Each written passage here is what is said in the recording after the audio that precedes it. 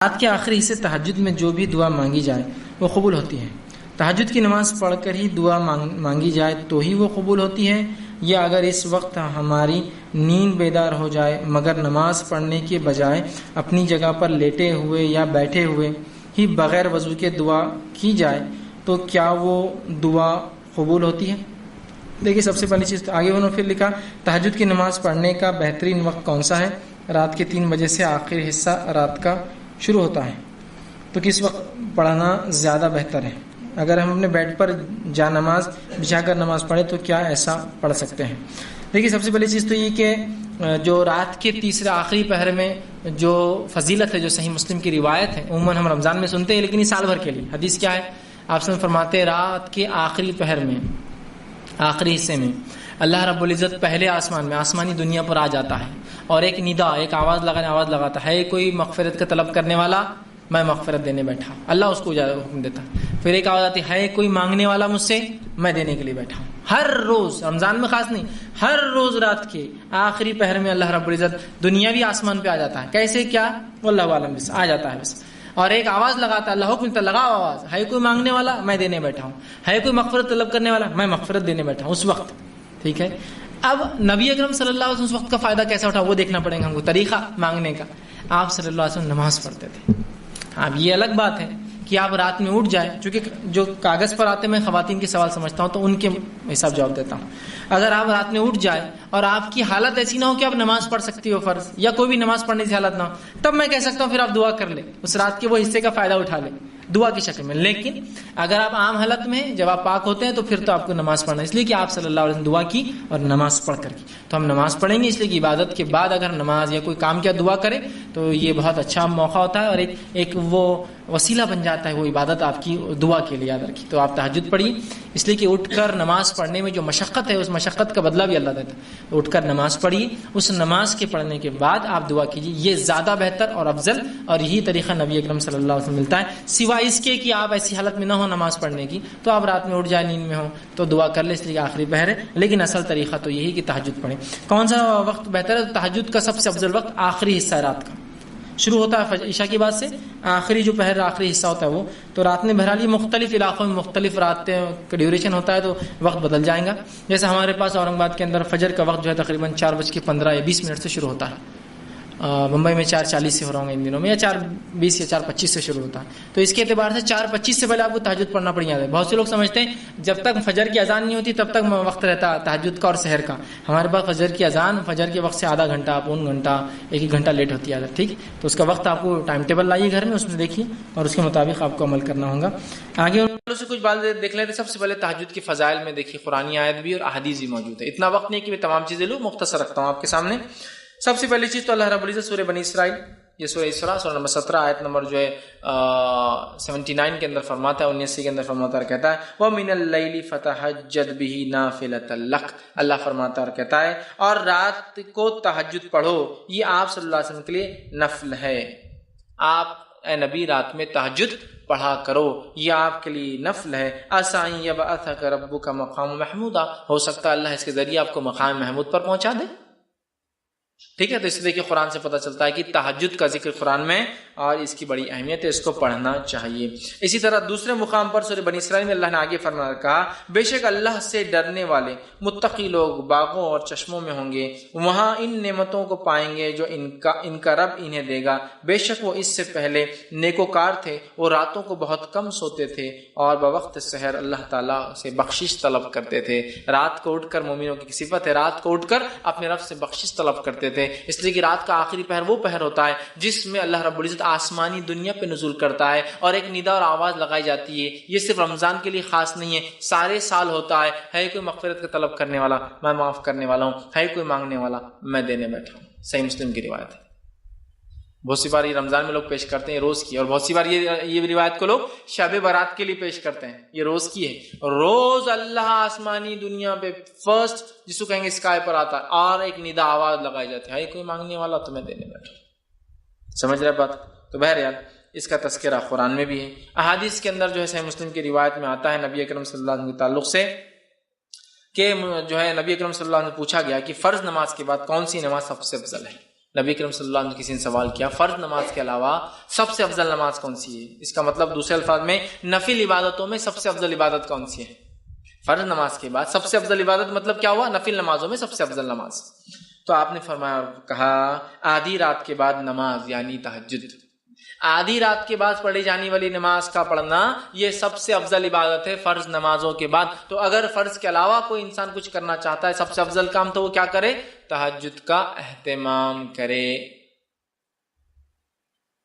تہجد کا اہتمام کرے. یاد رکھیے بڑی اہم بات ہے اور ہمیں چاہیے کہ ہم کوشش کریں ہم لوگ تہجد کا بالخصوص اہتمام کریں. تو اس حدیث سے پتہ چلا سب سے افضل نماز نہ فرض کے بعد سب سے افضل نماز نفل میں یا سب سے افضل عبادت نفل عبادتوں میں کون سی ہے؟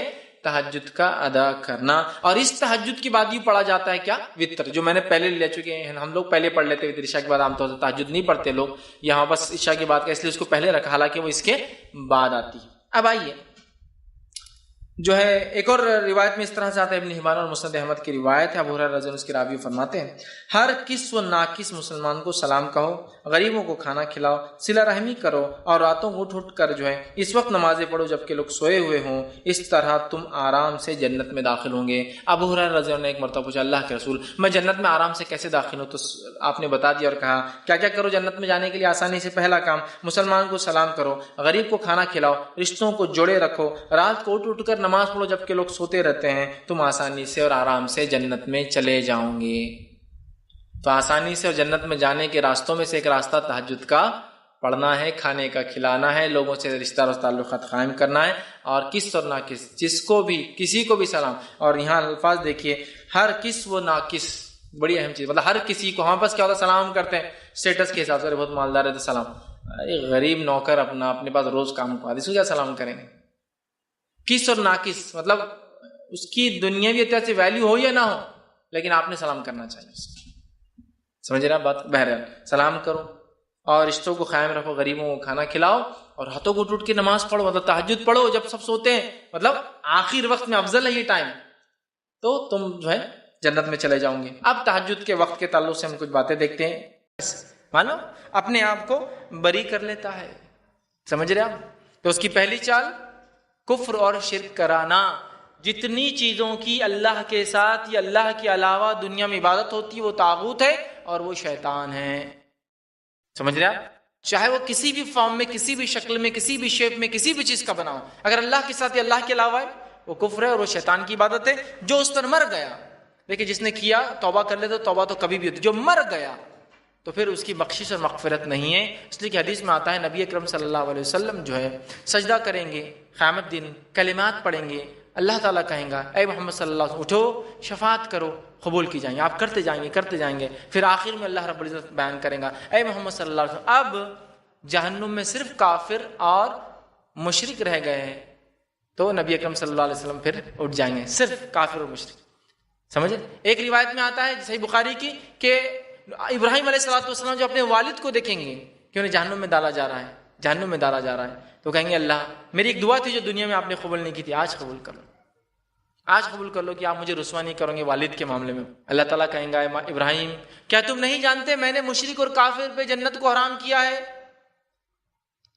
لیکن رسوا نہیں کروں گا اللہ نے کہا تھا نا. تو اللہ کہیں گا اپنے قدموں میں دیکھو. ابراہیم سے اپنے قدموں میں دیکھیں گے تو ایک بچھو کی شکل، کالا بچھو ہوگا، اٹھا کر جہنم میں ڈال دیا جائے گا. مطلب ان کے والد کی شکل بدل دی جائیں گی تاکہ رسوائی نہ ہو. دیکھنے سے رسوائی ہوتی نا، شکل چینج کر دی جائیں گی بس، لیکن بخشا نہیں جائیں گا، معاف نہیں کیا جائے گا.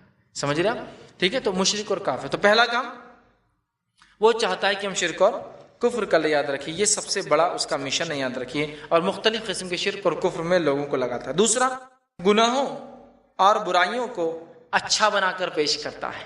گناہوں اور برائیوں کو اچھا بنا کر پیش کرتا ہے. یہ اس کا ایک بہت بڑی اس کی چالوں میں سے ایک چال ہے، یاد رکھیے. اور یہ چال اس نے جو ہے آدم علیہ السلام اور حوا علیہ السلام، پہلے انسان، ہمارے ماں باپ کے ساتھ بھی یہی چال چلی ہے. بری چیز کو اچھا بنا کے دکھانا، پیش کرنا. اللہ رب العزت نے کہا تھا آدم تم اور تمہاری بیوی اس جھاڑ کے قریب مت جانا. ابلیس نے آگے کیا کہا؟ ارے اگر تم اس جھاڑ کے قریب چلے جاؤ اور اس کا پھل کھا لو نا ہمیشہ زندہ رہوں گے اور ایسی ملکیت ملیں گی مول جو کبھی ختم نہیں ہوں گا.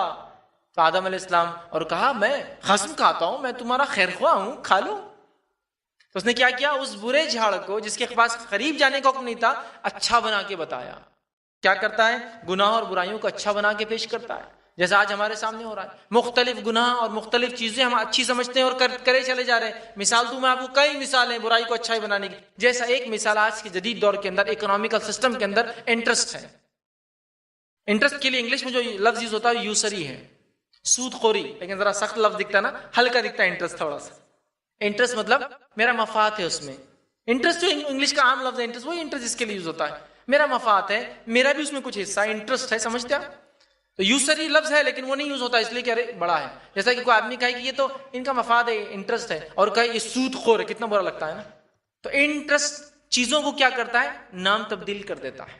تو انٹرسٹ کھائے چلا جا رہا مسلمان، ارے نہیں حلال ہے نا. انشاءاللہ ایک تفصیلی عنوان ہے اس پر. تو انٹرسٹ نام چینج کر دیا، مسلمان اس میں لگا ہے. اسلام نے کیوں انٹرسٹ کو حرام قرار دیا؟ اس لیے کہ باقی سارے معاملات میں انسان جب انسان پہ ظلم کرتا ہے تو ایک سے ایک ہے، ایک سے کہیں کو ہوتا ہے. لیکن انٹرسٹ ایک ایسا سسٹم ہے جس کا نقصان پوری انسانیت کو اٹھانا پڑتا ہے. معلوم آپ کو؟ انٹرسٹ والی اکنامی کا نقصان ساری انسانیت کو اٹھانا پڑتا ہے. جس کی مثال میں دوں، حال ہی میں جو حالات ہوئے کہ یورپین یونین سے جو ہے انگلینڈ نکل گیا. یورپین یونین سے انگلینڈ کے نکلتے ہی، چونکہ انٹرسٹ بیس اکنامی ہے، ریئل ایسٹ سے بیک نہیں ہوتی اکنامی، مطلب ریئل کوئی چیز نہیں ہوتی پیسے کے پیچھے. نتیجتاً اس دن شیئر مارکیٹ 600 پوائنٹ گرا اور دنیا کے اندر 2 ٹریلین یا 200 ٹریلین انڈین روپیز کا نقصان برداشت کرنا پڑا لوگوں. اتنا بڑا نقصان ہوا. یہ پیسہ کہاں گیا؟ کون سے گڑھے میں گیا، کون سی ندی میں باہر، کون سے نالے میں، کس کو نہیں پتا، چلا گیا. لیکن سمجھ رہے آپ؟ تو انٹرسٹ تو نام بدل کے پیش کرتا ہے. اسی طرح نشوں کا آج حال دیکھیے، نشے، شراب خوری اور مختلف جدید اور قدیم ناموں سے جو نشے چلتے ہیں کتنے کامنلی یوز ہو رہے ہیں. نوجوان اس میں لگے ہیں، کچھ لوگ ہیلتھ کے نام پہ لگے ہوئے، باڈی بنتی بولے سے. سمجھ رہے آپ؟ مطلب اپنی صحت بنانے کے نام پر لوگ جو ہے نشہ کر رہے ہیں. دیکھیے آپ، کامنلی ہو رہا ہے، اتنا کامنلی، اس سے کوئی انتہا نہیں. ٹھیک ہے. تو چیزوں کو کیا کرتا ہے؟ نام بدل کے پیش کرتا ہے. برائی کو اگر میں یہ کہوں آئیے آج شام میرے پاس دعوت ہے اور آپ سب کو جو شراب پلانے والا ہوں، تو آپ بولیں گے واہ جناب آداب آنے والے ہم سب شام. اب بولیں کیا احمق آدمی، کتنا بیوقوف آدمی، کتنا فلاں آدمی، کتنا برا آدمی. اب میں آپ کو آ کر بول رہا ہوں کہ آج شام میں آئیے، میں کیسا ڈرنک پلاؤں گا جس کے پینے صحت بن جائیں گی، فلاں ہوں گا، پرانے غم بھول جائیں گے اور نئی یادیں تازہ ہو جائیں گی، فلاں ہو جائیں گا اور نئی دنیا میں ہم پہنچ جائیں گے، بڑا لطف آئیں گا، بڑا مزہ آئیں گا. ارے فیض بھی بولے تو کچھ ہوں گے، چلو پی کے آتے ذرا. نام بدلنے سے چینج ہو گیا نا. اب اس کو کچھ تو بھی نیا نام دے رہا ہوں میں، یہ مشروب، وہ مشروب، وہ ڈرنک اور آدمی پی رہا ہے. سمجھا؟ نام بدل کے چیزوں کو پیش کرنا یہ اس کی چال ہے. اسی طرح جو ہے تیسری چیز جو انسانوں کے خلاف چلتا ہے وہ یہ ہے کہ شراب اور جوئے کے ذریعے لوگوں کے بیچ میں عداوتیں ڈالتا ہے. تیسری چال کیا اس کی؟ شراب اور جوئے کے ذریعے لوگوں میں عداوت ڈالتا ہے. میں اس کو خاص یہ پوائنٹ کو لا رہا ہوں، شراب اور جوا. حالانکہ یہ دو ایسی چیزیں وہ برائی کی اس میں زمرے میں آ جاتی ہے، لیکن میں الگ سے کیوں لا رہا ہوں؟ شراب اور جوے نے جو نقصان کیا انسانیت کو، نقصان کسی نے بھی نہیں کیا. شراب اور جوے نے جو نقصان کیا انسانیت کو اتنا کسی نے بھی نہیں کیا. آج سب سے زیادہ گھر جس چیز کی وجہ سے ٹوٹتے ہیں، سب سے زیادہ ریپ جس چیز کی وجہ سے ہوتے ہیں، سب سے زیادہ کرائم جس چیز کی وجہ سے ہوتے ہیں، سب سے زیادہ ایکسیڈنٹ جس چیز کی وجہ سے راتوں میں ہو رہے ہیں، اس کے پیچھے کیا وجہ ہے؟ اس کے پیچھے وجہ ہے شراب، الکوہل. شراب اس کے پیچھے وجہ ہے. لیکن بڑی افسوس کی بات ہے کہ حکومتیں کھلے عام اس کو چلنے دے رہی ہیں. دوسری چیزوں پہ تو بین لا رہی ہے ایک کے بعد ایک، لیکن کھلے عام اس کو چلنے دے رہی جو اتنے گھر ٹوٹنے کی وجہ ہے. اور جوا کیا نقصان پہنچاتا ہے انسانیت کو؟ ہم جانتے ہیں جوے نے لوگوں کی حکومتیں ختم کر دی. جوے کی بنیاد پہ لوگ اپنی بیویوں کو جو ہے لوگوں نے داؤ پہ لگا دیا اور جو ہاتھ سے گنوا دیا. جوئے کی وجہ سے لوگوں نے اپنی ماں بہنوں کی عزت گنوائی ہے. معلوم آپ کو گاؤں وغیرہ میں لوگوں کو یہ واقعات مشہور اور آج بھی ہوتے ہیں کہ بیٹی کو داؤ پہ لگا دیا اس نے جوئے میں، چلے گئے.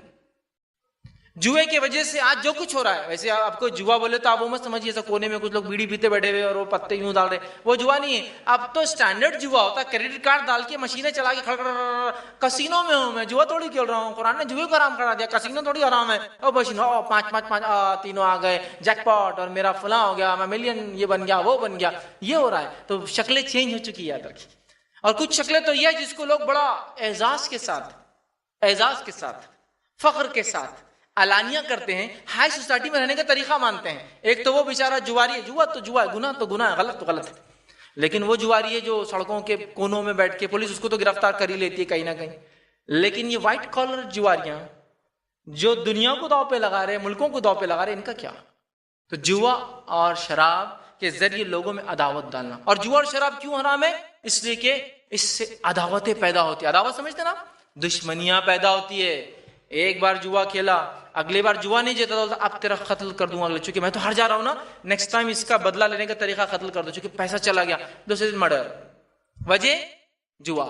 شراب پی لیا, غلطی. اور شراب پینے والے کا تو کیا حال ہے میں سمجھتا ہوں, بولنے کی ضرورت نہیں ہے. بہت ساری بار اب وہ جو سستی والی پیتے ہیں بیچارے, تو وہ تو ایسا حال ہوتا ہے کہ وہ راستے پہ نالی کا جانور ان میں فرق بھی نہیں سمجھتا, دونوں ایک جگہ پڑے ہوئے رہتے ہیں آرام سے, دونوں پڑے ہوئے, جانور بھی ہے, کتے بھی ہے, سور بھی ہے, اور وہ بھی پڑا ہوا ہے بیچ میں ان کی. یہ اس کا حال ہوتا ہے. وائٹ کالر والوں کا الگ رہتا ہے, ان کو سنبھالنے کو 2 لوگ رہتے ہیں, سنبھال کے گھر تک پہنچا دینا ہے. ٹھیک ہے, سمجھ میں نہیں آتا اپنا حلال مالدار کے اپنی اخلاق کو کیوں مارتے ہیں لوگ, سمجھ میں نہیں آتا ہے. اس لیے کہ بولے دنیا کے غم سے ہم پریشان ہیں. تو غم کو بھلانے کے طریقے ہیں, غم کو مٹانے کے طریقے ہیں, اور جو دکھ دنیا میں ملتے ہیں اس کا بدلہ جب ملیں گا آخرت میں, جب انسان یہ سوچ لے تو انشاءاللہ پھر کوئی غم باقی بھی نہیں رہتا ہے. ہر غم کے بدلے صبر کرتا ہے اور بدلہ پاتا اپنے رب سے, ہے نا. اگر ایمان والا ہے تو, نہیں ہے تو ایمان لا لے تو مسئلہ حل ہو جائے گا انشاءاللہ. تو شراب اور جوا اس کے ذریعے وہ لوگوں میں عداوتیں پیدا کرتا ہے, یاد رکھیے. اور بہت ساری چیزیں اللہ رب العزت نے قرآن میں سورہ مائدہ سورہ نمبر 5 آیت نمبر 90 کے اندر فرمایا اور کہا کہ شیطان کے تعلق سے اللہ نے فرمایا, بلا شبہ شیطان تو یہ چاہتا ہے کہ شراب اور جوے کے ذریعے تمہارے درمیان دشمنی, بغض ڈال دے, اور اللہ کے ذکر اور نماز سے تمہیں روک دے. کیا ہوتا ہے؟ ایک تو عداوت اور دشمنی ہوتی ہے جوا اور شراب میں, اور اللہ کے ذکر نماز سے انسان رک جاتا ہے. اب بتائیے کہ انسان جوا کھیل, نماز کو کہاں جاتا ہے؟ نماز کو کہاں جاتا ہے؟ نہیں جاتا ہے نا. شرابی کے نماز پڑھ سکتا ہے؟ اس کو تو ہوش نہیں نا, کیا پڑھنا, اللہ اکبر کہنا ہے, کیا کہنا ہے, ہوش نہیں ہے نا. تو یہ 2 کام کرا کر وہ کیا کرتا ہے, اس کی چال ہے, یاد رکھیے, انسانیت کو کفر اور شرک کی طرف, یا کم از کم اسی گناہ میں مار دیتا ہے, یاد رکھیے. اور ہمیشہ شراب پینے والے کے تعلق سے حدیث میں, جو شخص ہمیشہ شراب پیتا اور اس پہ موت آ جائے, اس کا حساب مشرکین کے ساتھ ہوگا, جیسے کہ اس نے بت کی عبادت کی. اور جو لوگ دنیا میں نشہ کرتے ہیں, نبی اکرم صلی اللہ علیہ وسلم فرماتے ہیں روز قیامت دین الخبال نامی ایک مشروب, ایک ڈرنک پلایا جائے گا. تو صحابہ نے کہا دین الخبال کیا ہے؟ تو فرمایا جہنمیوں کے آنگ میں سے نکلنے والا خون پیپ اور گندا جو مادہ ہوگا وہ ہے دین الخبال. جو نشہ دنیا میں کرتا تھا اللہ وہ پلائے گا. آگے ہم بڑھتے ہیں. چوتھی چیز جو اس کی چالوں میں سے ایک ہے وہ یہ ہے بندے کی عبادت خراب کرنا. اب ٹھیک ہے, یہ تو بہکانا والا, گناہ والا. اب کیا ہے جو آپ نیک کام کرے اس میں بھی گھس جاتا ہے, اور ہماری عبادتوں کو خراب کرنا, جس کی مثال ایسی ہے. نبی اکرم صلی اللہ علیہ وسلم نے ایک حدیث دیکھتے ہیں کہ بندوں کی عبادت خراب کرنے کے تعلق سے وہ یہ ہے کہ نبی اکرم صلی اللہ علیہ وسلم کے پاس ایک صحابی آئے اور انہوں نے کہا اللہ کے رسول, شیطان میری نماز کے اندر جو ہے میری قرت کے درمیان حائل ہو جاتا ہے, گڑبڑ کر دیتا ہے, بھلا دیتا ہے, مکس اپ کرا دیتا ہے, یا میں بھول جاتا ہوں. ٹھیک ہے, تو کہا حائل ہو جاتا ہے اور مجھے اس میں شک اور شبے میں مبتلا کر دیتا ہے, ڈاؤٹس, نماز میں, رکعتوں میں اور قرآن کے پڑھنے میں ڈاؤٹ میں لا دیتا ہے, مبتلا کر دیتا ہے. تو رسول اللہ صلی اللہ علیہ وسلم نے فرمایا کہا وہ شیطان ہے جسے خنزب کہا جاتا ہے. ایک نماز کو خراب کرنے کے لیے ایک شیطان کا ایک اسپیشل ٹائپ ہے وہ خنزب. تو یہ خنزب ہے, اور جو ہے کہا جاتا ہے لہٰذا تم نماز میں ایسا محسوس کرو تو 3 مرتبہ الٹے ہاتھ پر اللہ میں پناہ مانگ کے اعوذ باللہ من الشیطان الرجیم 3 بار تھوک دو لیفٹ سائڈ. تم یہ کرو. پھر وہ آئے اور کہا اللہ کے رسول اب میں ویسے ہی کرتا ہوں, اب اس کے وسوسے آنا بند ہو گئے. ٹھیک ہے. ایک دوسری روایت کے اندر آتا ہے, اوپر والی روایت مسلم کی تھی, یہ روایت بخاری کی ہے.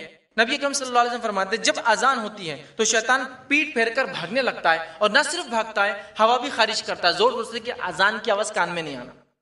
پھر جب اذان ہو جاتی ہے پھر آ جاتا ہے, اذان تک بھاگ گیا, پھر اذان ہو جاتی ہے تو اس سے ہوا خارج ہوتی ہے اور وہ اتنا دور چلا جاتا ہے کہ اذان کی آواز نہ سن سکے, کانوں میں نہیں پڑتی. پھر اذان ختم ہونے کے بعد وہ واپس لوٹ آتا ہے. پھر جب اقامت ہوتی ہے تو ایک بار پھر بھاگ جاتا ہے, اقامت ہوتی ہے پھر بھاگ جاتا ہے نکل کے, پھر بھاگ جاتا ہے. جب اقامت ختم ہو جاتی ہے تو دوبارہ لوٹ آتا ہے اور بندے کے دل میں وسوسے ڈالتا ہے اور کہتا ہے فلاں چیز یاد کر, فلاں کام یاد کر جو تو بھول گیا, اور بندے کو وہاں یاد آ جاتا ہے. اور اس حد تک وہ پھر وہ وسوسے ڈالتا ہے کہ بندے کو رکعتوں میں گڑبڑ کرا دیتا ہے, بھول جاتا ہے کتنی رکعت چلے شیطان. اور دیکھیے آپ خاص بات ایسا ہوتا بھی ہے, اب بندہ گیا جلدی جلدی وضو کیا, جا کر رکعت باندھی اللہ اکبر, اور ہاتھ باندھا, اور ہاتھ باندھتے اور 2 مہینے پہلے کلیکٹر آفس کا کام پینڈنگ ہے, پورے دن یاد نہیں آیا, مہینوں یاد نہیں, نماز میں یاد آ, ارے اللہ اب پورا ٹائم اب کیا کروں, آفیسر کیا بولیں گا کہ 2 مہینے لیٹ ہو گیا نا سب, لاتی وضو کر رہے ہیں آپ, وضو کر رہے ہیں, عبادت خراب, وضو کر رہے ہیں, ابھی نماز تو وضو ہی کر رہے ہیں آپ, وضو کر رہے ہیں آپ, اب وضو کر کے اٹھتے ہی بولتا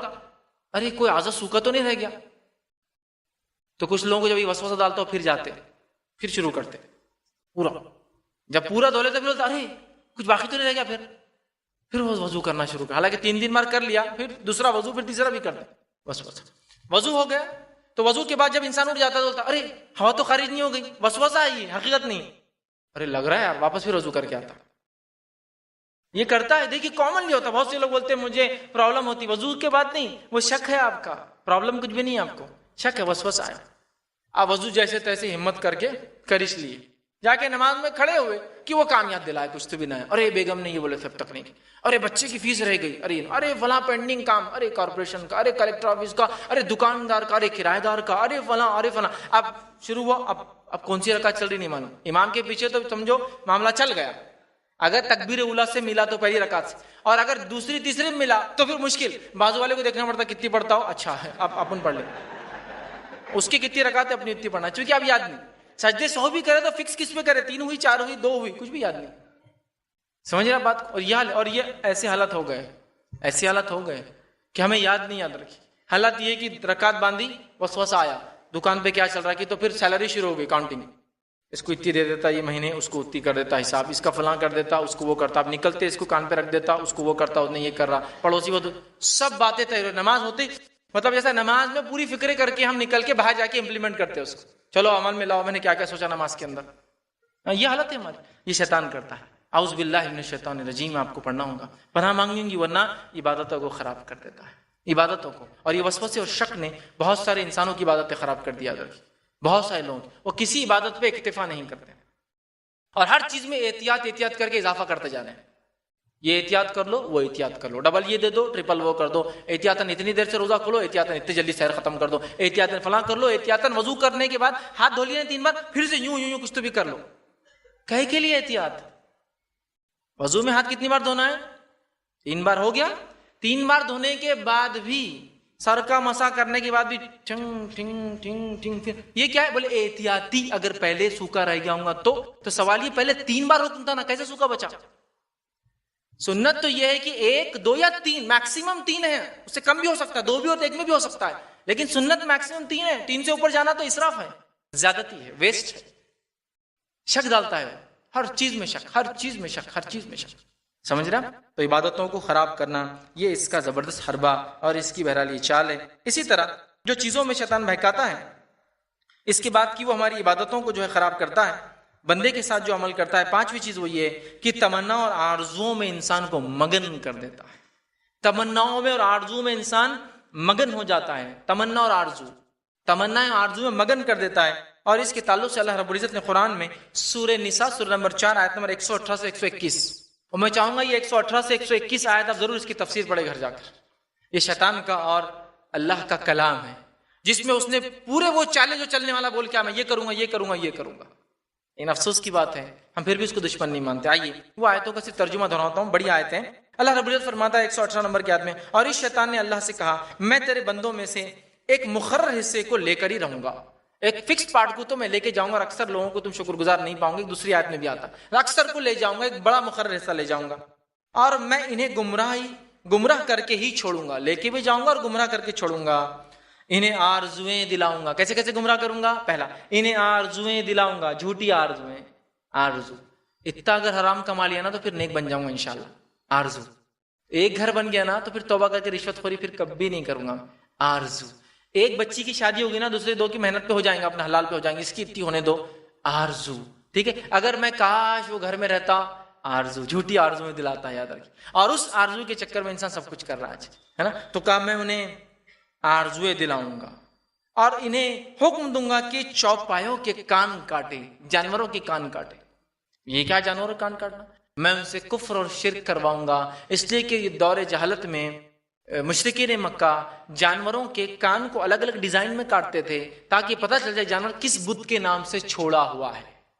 تو ان کے کان کاٹنے لگاؤں گا, کفر اور شرک کرواؤں گا, غیر اللہ کی نیاز منتیں مرادیں کرنے لگاؤں گا. تو ان کے کان, پہلے تو جھوٹی خواہشات, دوسرا کان کاٹنے لگاؤں گا. اس کے بعد شیطان نے کہا اور انہیں یہ بھی حکم دوں گا کہ اللہ کی پیدا کردہ صورت کو بدل دے. اور حکم کیا دوں گا؟ اللہ کی پیدا کردہ صورت کو بدل دے. اور آج کیا ہو رہا ہے؟ یہ ناک ذرا موٹی دکھ رہی، صحیح نہیں ہے، پلاسٹک سرجری کرا دیتا ہوں، ذرا سلم ٹرم کرا دیتا ہوں. اللہ نے جو بنایا وہ پسند نہیں ہے نا. چہرہ داڑھی کے ساتھ ذرا اچھا نہیں لگتا، تو اس کو روز کھرچ کے پورا صاف کر کے آ جاتا ہوں نا، روز آ کے شیونگ، اس لیے کہ اس سے میں خوبصورت دکھتا ہوں. آرزویں، چہرہ بدلا رہا ہے آپ کو، چہرہ، الفاظ آیت کے، جس شکل پہ تو نے پیدا کیا بدلنے لگاؤں گا. عورتوں کو اللہ نے بھویں دیے، نہیں میں ذرا اس کو بنا لیتی نا ڈیزائن.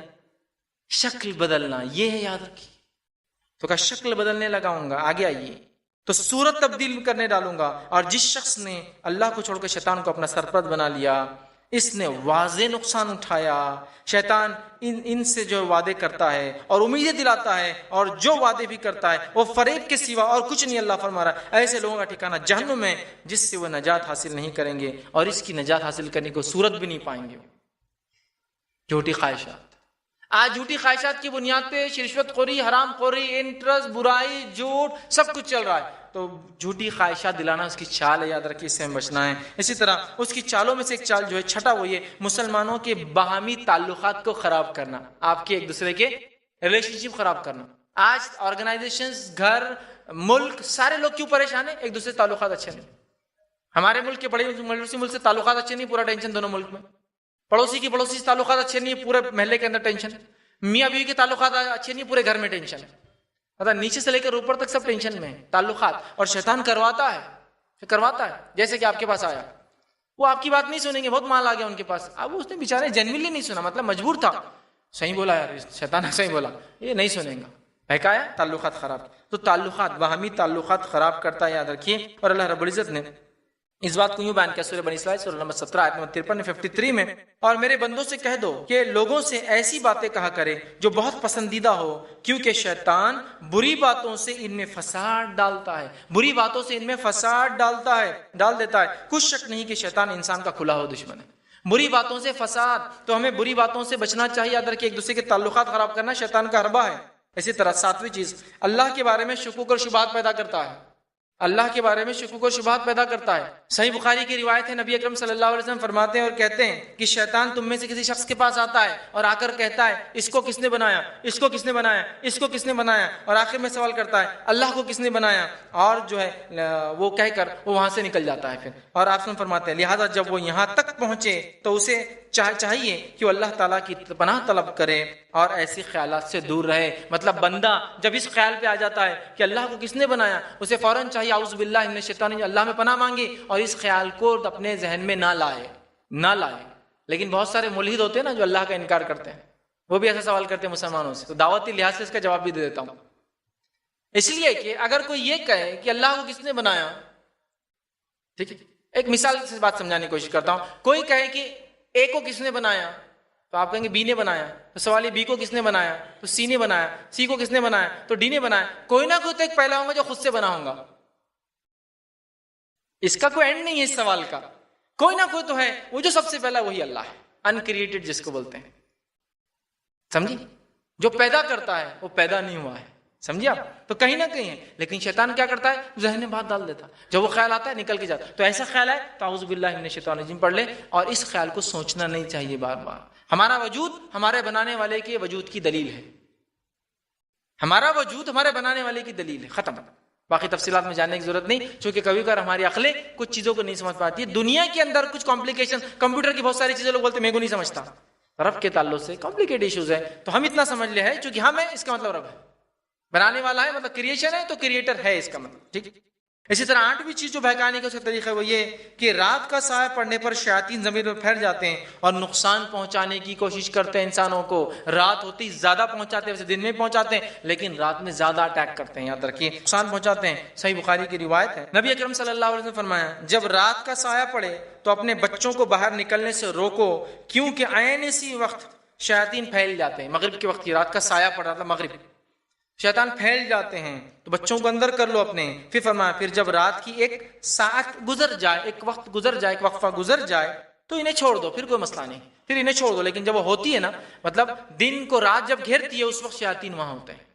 ٹھیک، اس وقت آتے ہیں. تو کہا پھر ایک وقت گزر جائے پھر ان کو جو چھوڑ دو. اور تم بسم اللہ پڑھ کر اپنا دروازہ بند کیا کرو بسم اللہ پڑھ کر اپنا چراغ بجھایا کرو، بسم اللہ پڑھ کر اپنے پانی کی مشکیز وہ بوٹل یا کچھ بھی آج کے زمانے میں رنجن جو بھی بولیں گے اس کو بند کیا کرو۔ اسی طرح فرمایا بسم اللہ پڑھ کر اپنے برتن ڈھانپا کرو، اگرچہ ایک چوڑائی کے برابر لکڑی کی نہ، مطلب پورا ڈھانپنے کو نہ بھی تو کچھ نہ کچھ ڈھکا کرو۔ برتن کو ڈھک کے رکھنا چاہیے رات میں، معلوم آپ کو نبی اکرم صلی اللہ علیہ وسلم فرمایا برتن کو کھلا مت رکھو، اس لیے کہ رات میں بیماریاں نازل ہوتی ہے۔ اب آپ کا سوال کوئی بول سکتا ہے ڈھکن میں سے نہیں جا سکتی کیا؟ ہمیں حکم ہے ڈھاک دو، وہ کیسے عمل ہوتا ہے، وہ کیوں نہیں جاتا ڈھانکنے کے بعد نہیں پتا، حتیٰ کہ اگر کچھ نہ ہو تو آپ فرمائے لکڑی ڈھک دو، پوری نہ بھی ہو تو خالی ایک لینتھ بھی کور ہو جائے تو کافی، کچھ نہ کچھ ڈھانکو۔ پانی کی چیزوں کو کھلا نہیں چھوڑنا چاہیے، بند رکھنا چاہیے، لیکن کیسا؟ بسم اللہ پڑھ کر ڈھانکو، بسم اللہ پڑھ کر کھولو، بسم اللہ پڑھ کر ڈالو، بسم اللہ کا نام لو اس میں، ٹھیک ہے؟ تو یہاں رات کا سایہ بچوں کو اندر رکھو آپ کہہ رہے ہیں، ٹھیک ہے؟ اسی طرح ایک روایت آپ نے فرمایا جب رات ہو تو اپنا دیا بجھا دیا کرو، رات ہو تو دیا جلتے ہیں نا، بجھا دیا کرو، کیوں کہ شیطان آ کے چوہے کو بہکاتا ہے اور چوہا کے دیا گرا دیتا ہے، جس سے ابن آدم کا نقصان ہوتا ہے، مالے آنکھ لگ جاتی۔ بجھا دینا چاہیے دیے وغیرہ اگر ہو تو، یاد رکھیے بڑی اہم بات ہے، ٹھیک ہے؟ اسی طرح بخاری کی روایت ہے نبی اکرم صلی اللہ علیہ وسلم فرمایا اچھا خواب اللہ کی طرف سے ہے اور ناپسندیدہ خواب شیطان کی طرف سے۔ اب رات میں یہ بھی اٹیک ہے اس کا، خواب بہت سارے لوگ بے چین زندگیاں گزارتے، کیوں؟ خواب برے برے آتے ہیں۔ تو کہا اچھا خواب اللہ کی طرف سے، برا خواب شیطان کی طرف سے ہوتا ہے، لہٰذا تم میں سے کوئی شخص جب ایسا خواب دیکھے جو اس کو پسند نہ ہو، جو اچھا محسوس نہ کرے، تو یہ بات کس کو بھی نہ بتائے اور اپنی بائیں جانب دے کر ہلکا سا تھوک دے، لیفٹ ہینڈ سائڈ تھوک دے۔ ایک روایت فرمایا کسی کو نہ بتائے، اس لیے کہ شیطان اس کو کوئی نقصان نہیں پہنچا سکتا، اور اس میں فرمایا لیفٹ ہینڈ سائڈ جو ہے تھوک دے اور اس کے شر سے اللہ کی پناہ طلب کرے، وہ یقیناً کچھ نقصان تمہارا نہیں پہنچا سکتا، کچھ بھی نہیں کر سکتا وہ خواب کے ذریعے، لیکن ڈراتا ہے۔ تو خواب میں آپ ڈریے مت، ڈرتے ہیں تو اعوذ باللہ من الشیطان پڑھیے، تھوڑا لیفٹ سائڈ تھوکیے اور کروٹ بدل دیجیے، سیدھے تھے تو الٹے سو جائے، الٹے تھے تو سیدھے سو جائے، سمجھے؟ یہ اس کا طریقہ ہے۔ تو رات کے یہ بھی ایک شر ہے۔ اسی طرح 10ویں چیز جو اس کے چالیں، اس میں سے ایک چال ہے، پیدائش کے وقت بچوں کے پہلوؤں میں انگلیاں چباتا ہے، پیدائش کے وقت بچوں کے پہلوؤں میں سائڈ میں انگلیاں چباتا ہے، کیوں؟ کہ بچہ روئے زور زور سے، سمجھ رہے آپ؟ نبی اکرم صلی اللہ علیہ وسلم فرمایا، صحیح بخاری کی روایت ہے، ہر انسان کی پیدائش کے وقت شیطان اس کے پہلو میں اپنی انگلیاں چباتا ہے سوائے عیسیٰ ابن مریم کے، سوائے عیسیٰ علیہ السلام کو چھوڑ کر، جن کے تعلق سے آپ نے فرمایا سوائے عیسیٰ ابن مریم کے، جنہیں وہ انگلیاں چبھانے کے لیے گیا تھا، لیکن اس نے حجاب مریم کو ہی چبھا دیا، مطلب مریم علیہ السلام کے حجاب کو، لیکن عیسیٰ علیہ السلام کو نہیں چبھی، کیوں؟ تو مریم علیہ السلام کی والدہ نے، عیسیٰ علیہ السلام کی نانی نے دعا کی تھی، اے اللہ جو میرے پیٹ میں اور اس کی اولاد ہے اس کو شیطان سے محفوظ رکھنا، دعا ہے ان کی، لہٰذا وہ نہیں چھیڑ سکا عیسیٰ علیہ السلام کو، سمجھیا؟ باقی سب کو چڑھتا ہے۔ اس سے کیا فائدہ ہوتا ہے؟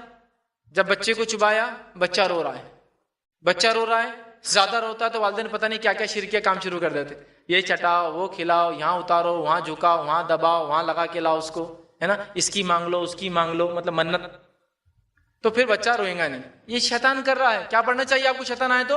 اعوذ باللہ من الشیطان الرجیم، لیکن مسئلہ نہیں معلوم تو وہ چباتا ہے، تو اس سے بچہ روتا ہے زور زور سے، سمجھ رہا؟ ٹھیک ہے۔ اسی طرح 11ویں چیز جو اس کے چالے ہیں، وہ چالوں میں سے ایک ہے غصہ دلانا اور ایک دوسرے سے لڑانا، غصہ دلا کے ایک دوسرے سے لڑانا، غصہ شیطان کی طرف سے ہوتا ہے، یاد رکھیے۔ آئیے روایت اس طرح سے کہ بخاری کی حدیث ہے، اور نبی اکرم صلی اللہ علیہ وسلم نے فرمایا آپ بیٹھے تھے اور دو آدمیوں میں جھگڑا ہو گیا اور ایک نے دوسرے کو گالی دی، دوسرے انسان کو اتنا غصہ آیا اس آدمی کو کہ اس کی ناک پھول گئی، چہرہ لال ہو گیا، ایسا ایک سانڈ ہوتا ہے نا لڑنے سے پہلے ایک دم ناک پھلا کے پیر کو وہ کرتا ہے، ناک پھول گئی اور اس کو غصہ آ گیا، ٹھیک ہے، اور غصہ آ گیا اور چہرہ سرخ اور لال ہو گیا اور رگیں اس کی پوری پھول گئی غصے کی وجہ سے۔ تب نبی اکرم صلی اللہ علیہ وسلم فرمایا میں ایک ایسا کلمہ جانتا ہوں اگر یہ وہ کلمہ پڑھ لے تو غصہ جاتا رہے گا، اعوذ باللہ من الشیطان الرجیم، اگر یہ پڑھ لے تو اس کا غصہ جاتا رہے گا اور غصہ اس کا ختم ہو جائے گا، ٹھیک۔ غصہ ہے تو کیا پڑھنا ہے؟ اعوذ باللہ من الشیطان الرجیم، ہم نہیں پڑھتے ہیں، بلکہ غصہ ہے تو بازو والا کے کوئی تو بہکاتا، ارے ایسا کر رہا تھا پہلے بھی کیا، دے دو، رکھ دو، فلاں کرو، مار دو اس کو، یہ کر دو، وہ کر دو، اور غصے میں انسان کچھ بھی تو اس کی چال ہے آپ کو غصہ دلانا۔ جیلوں میں اکثر لوگ جو بھرے ہوئے ہیں نا، وہ صرف غصے میں آ کر کرائم کیے ہوئے ہیں، غصے جوش میں آ کے یہ وہ کر لیے اور بس جیل میں چلے گئے۔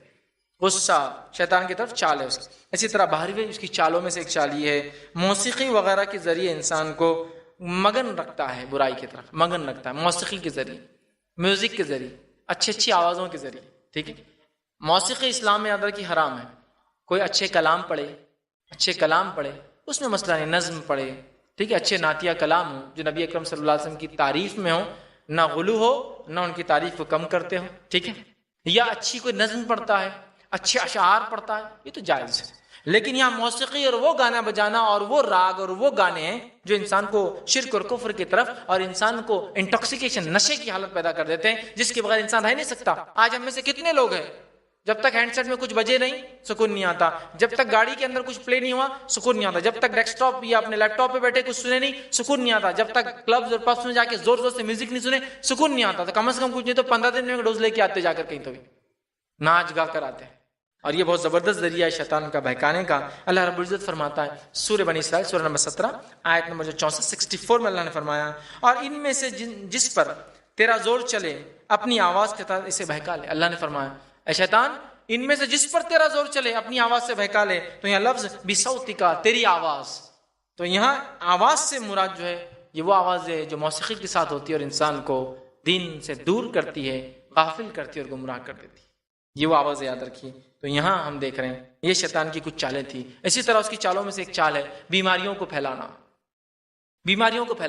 ایک روایت میں نبی اکرم صلی اللہ علیہ وسلم فرماتے ہیں شیطان عورت کے جسم میں اور رحم میں جاتا ہے، رحم یوٹرس، بچے دانی جس کو عام زبان میں رحم میں جاتا ہے، اور جانے کے بعد ایک رگڑ مارتا ہے جس سے خون نکلنا شروع ہو جاتا ہے رحم سے، جبکہ وہ حیض کا خون نہیں ہوتا ہے، وہ ایک رگ کو پھاڑ دیتا ہے، اس کو بازل بولتے ہیں، جس سے خون نکلتا ہے، اس کو استحاضہ بولتے ہیں عربی میں۔ اس سے نماز کا کوئی تعلق نہیں، طہارت لے اور نماز پڑھ سکتے ہیں، لیکن شک میں ڈال دیتا ہے عبادت میں استحاضہ کی وجہ سے، تو بیماریاں پھیلاتا ہے۔ اسی طرح صحیح الجامع کی روایت میں ہے کہ شیطان تعفن کو پھیلاتا ہے۔ تعفن سمجھتا ہوں، ایپیڈیمک ڈیسیز، ایسی کوئی بیماری جو ایک ساتھ کئی لوگوں کو ہوتی ہے، ہزاروں لوگ مر جاتے ہیں، یہ شیطان کی طرف سے۔ نبی اکرم صلی اللہ علیہ وسلم فرمایا پچھلی قوموں کے لیے یہ عذاب تھا، لیکن میری امت کے لیے ایپیڈیمک جو ہے یہ عذاب نہیں ہوگا، جو اس میں مارا جائے گا وہ شہید کہلائیں گا، اس میں جو مارا جائے گا انتقال کرے گا، چونکہ شیطان کی طرف سے۔